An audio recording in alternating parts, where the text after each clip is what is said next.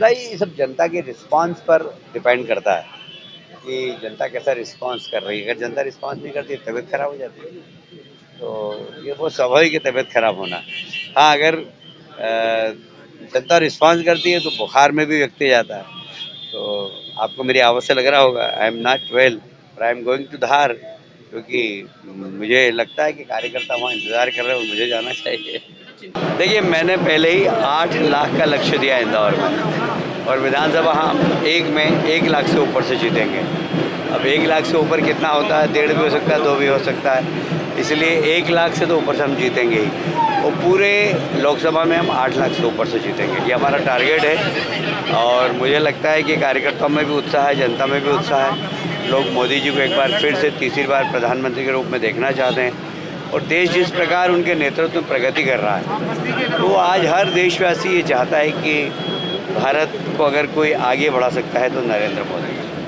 Sir, Jitu Patwari जी का कहना है कि जो पहले फेज में 6 सीटों पर मतदान हुआ उसमें से 4 वो जीतेंगे और पूरे मध्य प्रदेश में आधी सीटें जो है वो कांग्रेस के खाते में जाएगी। ऐसा है कि जीतू पटवारी जी बड़े नेता हैं। अब बड़े नेता के बारे में कुछ कमेंट्स करूं, ये अच्छी बात नहीं है, पर जिस दिन वो अध्यक्ष बने थे उस दिन से आज तक कांग्रेस के प्रदेश में आधे ही कार्यकर्ता रह गए, आधे तो है ही नहीं। तो जब कार्यकर्ता ही नहीं उनके पास तो कैसे जीतेंगे। दूसरी बात ये कि न उनके नेता पे भी कोई विश्वास नहीं। अब उनके नेता कब क्या बोलते हैं, आप कांग्रेस का मैनिफेस्टो उठा के देख लीजिए, ऐसा लगता है कि कोई वामपंथी ने बनाया या मुस्लिम लीग ने बनाया, ऐसा उनका पूरा की पूरा घोषणा पत्र है। तो उन्होंने देश के बारे में तो चिंतन ही नहीं है, उनका कुर्सी के बारे में चिंतन है। और देश की जनता देश के लिए वोट देना चाहती है, देश को आगे बढ़ाने के लिए वोट देना चाहती है। तो मुझे लगता है कि बहुत साफ दिख रहा है। अभी आपने देखा होगा मुस्लिम भाइयों ने भी हमारा सम्मान किया, हमारा साथ बोहरा समाज के बहनें तो साथ में चल रही है। तो ये जो विश्वास अर्जित किया है विकास का मोदी जी ने, उसने सारे देश की जनता मोदी जी के साथ। सर, अमित जी और मोदी जी का भी दौरा है अब इंदौर तरफ, तो उसको हम कैसे देखते हैं? अभी डेट तो डिक्लेयर नहीं, पर धार में ज़रूर अभी 27 तारीख को प्रधानमंत्री जी की सभा है, वहाँ से मिली है। मैं उसी सिलसिले में भी धार ही जा रहा हूँ, क्योंकि वहाँ बैठक लेना है, प्रधानमंत्री जी की सभा की तैयारियाँ करवाना है। और वहाँ पर भी 24-25 तारीख को फॉर्म भरा जाएगा।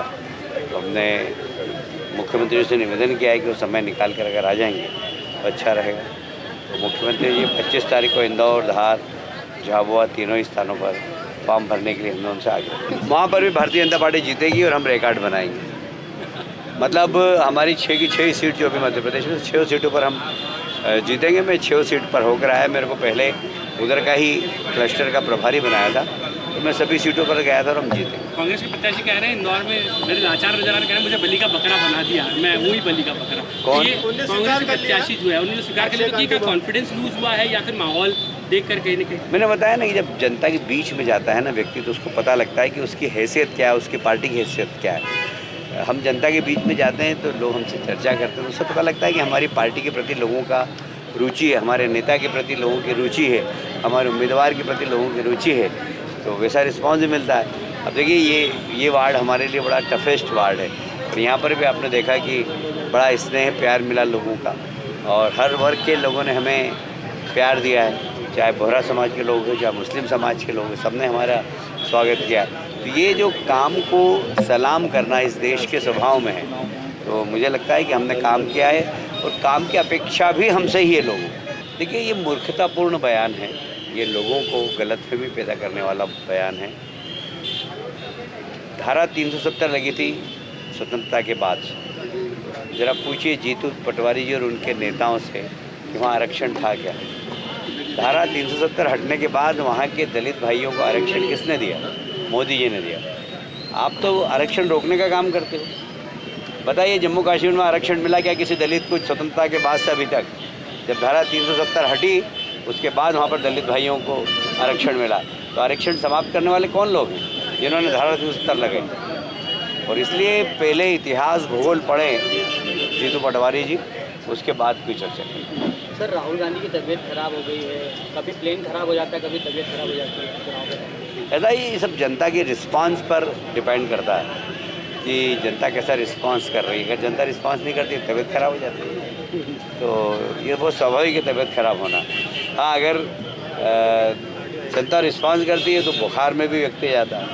तो आपको मेरी आवाज़ से लग रहा होगा आई एम नॉट वेल पर आई एम गोइंग टू धार, क्योंकि मुझे लगता है कि कार्यकर्ता वहाँ इंतज़ार कर रहे हैं और मुझे जाना चाहिए। तो डिक्लेयर नहीं, पर धार में ज़रूर अभी 27 तारीख को प्रधानमंत्री जी की सभा है, वहाँ से मिली है। मैं उसी सिलसिले में भी धार ही जा रहा हूँ, क्योंकि वहाँ बैठक लेना है, प्रधानमंत्री जी की सभा की तैयारियाँ करवाना है, और वहाँ पर भी 24-25 तारीख को फॉर्म भरा जाएगा। तो हमने मुख्यमंत्री से निवेदन किया है कि वो समय निकाल कर अगर आ जाएंगे तो अच्छा रहेगा। तो मुख्यमंत्री जी 25 तारीख को इंदौर, धार, झाबुआ तीनों ही स्थानों पर फॉर्म भरने के लिए हमने उनसे आग्रह किया। जीतू पटवारी का कहना है कि 400 प्लस सीटें लाकर भाजपा आरक्षण को खत्म करना चाहती है। देखिए, ये मूर्खतापूर्ण बयान है, ये लोगों को गलतफहमी पैदा करने वाला बयान है। धारा 370 लगी थी स्वतंत्रता के बाद से। जरा पूछिए जीतू पटवारी जी और उनके नेताओं से कि वहाँ आरक्षण था क्या। धारा 370 हटने के बाद वहाँ के दलित भाइयों को आरक्षण किसने दिया? मोदी जी ने दिया। आप तो आरक्षण रोकने का काम करते हो। बताइए, जम्मू कश्मीर में आरक्षण मिला क्या किसी दलित को स्वतंत्रता के बाद से अभी तक? जब धारा 370 हटी उसके बाद वहाँ पर दलित भाइयों को आरक्षण मिला। तो आरक्षण समाप्त करने वाले कौन लोग हैं जिन्होंने धारा 370 लगाई? और इसलिए पहले इतिहास भूगोल पढ़ें जीतू पटवारी जी, उसके बाद कोई चर्चा करें। वहाँ पर भी भारतीय जनता पार्टी जीतेगी और हम रिकॉर्ड बनाएंगे। मतलब हमारी 6 की 6 सीट जो अभी मध्य प्रदेश में 6 सीटों पर हम जीतेंगे। मैं 6 सीट पर होकर आया, मेरे को पहले उधर का ही क्लस्टर का प्रभारी बनाया था, तो मैं सभी सीटों पर गया था और हम जीते।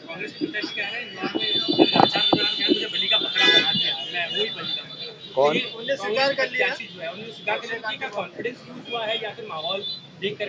मैंने बताया ना कि जब जनता के बीच में जाता है ना व्यक्ति, तो उसको पता लगता है कि उसकी हैसियत क्या है, उसकी पार्टी की हैसियत क्या है।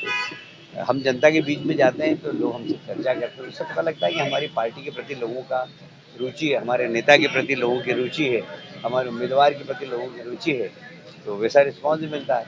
अब देखिए, ये वार्ड हमारे लिए बड़ा टफेस्ट वार्ड है, और यहाँ पर भी आपने देखा कि बड़ा स्नेह प्यार मिला लोगों का, और हर वर्ग के लोगों ने हमें प्यार दिया है, चाहे बोहरा समाज के लोग हैं, चाहे मुस्लिम समाज के लोग हैं, सबने हमारा स्वागत किया है। तो ये जो काम को सलाम करना इस देश के स्वभाव में है, तो मुझे लगता है कि हमने काम किया है, और काम की अपेक्षा भी हमसे ही है लोग। अब देखिए, ये तो कुछ भी आरोप लगा सकते हैं। मेरा ऐसा कहना है कि मध्य प्रदेश के 29 सीट जीत रहे हैं हम, और कांग्रेस को खतरा जरूर दिखाई देता है। जब कांग्रेस खतरा दिखाई देता है तो आरोप लगाते हैं। अब कुछ नहीं तो ईवीएम पे आरोप लगाने लग गए वो। अगर वो उत्तराखंड में जीतते हैं तो ईवीएम बहुत अच्छी, ईवीएम माता की आरती उतारते हैं। कर्नाटक में जीतते हैं तो ईवीएम माता की आरती उतारते हैं। हार जाते हैं तो ईवीएम को गाली देते हैं। भाई, पुरुषार्थ करो, काम करो, जनता का विश्वास अर्जित करो, उसके बाद आपको इस प्रकार के बयान देने ही नहीं पड़ेंगे। पर कांग्रेस ने और उनके नेताओं ने कभी जनता का विश्वास अर्जित नहीं किया। देखिए, मैंने पहले ही 8 लाख का लक्ष्य दिया इंदौर में, और विधानसभा हम 1 लाख से ऊपर से जीतेंगे। अब 1 लाख से ऊपर कितना होता है? 1.5 भी हो सकता है, 2 भी हो सकता है, इसलिए 1 लाख से तो ऊपर से हम जीतेंगे, और पूरे लोकसभा में हम 8 लाख से ऊपर से जीतेंगे, ये हमारा टारगेट है। और मुझे लगता है कि कार्यकर्ताओं में भी उत्साह है, जनता में भी उत्साह है। लोग मोदी जी को एक बार फिर से तीसरी बार प्रधानमंत्री के रूप में देखना चाहते हैं, और देश जिस प्रकार उनके नेतृत्व में प्रगति कर रहा है, तो आज हर देशवासी ये चाहता है कि भारत को अगर कोई आगे बढ़ा सकता है तो नरेंद्र मोदी। ऐसा है कि जीतू पटवारी जी बड़े नेता हैं। बड़े नेता के बारे में कुछ कमेंट्स करूं, ये अच्छी बात नहीं है, पर जिस दिन वो अध्यक्ष बने थे उस दिन से आज तक कांग्रेस के प्रदेश में आधे कार्यकर्ता रह गए, आधे तो है ही नहीं। तो जब कार्यकर्ता ही नहीं उनके पास तो कैसे जीतेंगे? दूसरी बात ये कि न उनके नेता पे भी कोई विश्वास नहीं। अब उनके नेता कब क्या बोलते हैं, आप कांग्रेस का मैनिफेस्टो उठा के देख लीजिए, ऐसा लगता है कि कोई वामपंथी ने बनाया या मुस्लिम लीग ने बनाया, ऐसा उनका पूरा की पूरा घोषणा पत्र है। तो उन्होंने देश के बारे में तो चिंतन ही नहीं है, उनका कुर्सी के बारे में चिंतन है। और देश की जनता देश के लिए वोट देना चाहती है, देश को आगे बढ़ाने के लिए वोट देना चाहती है।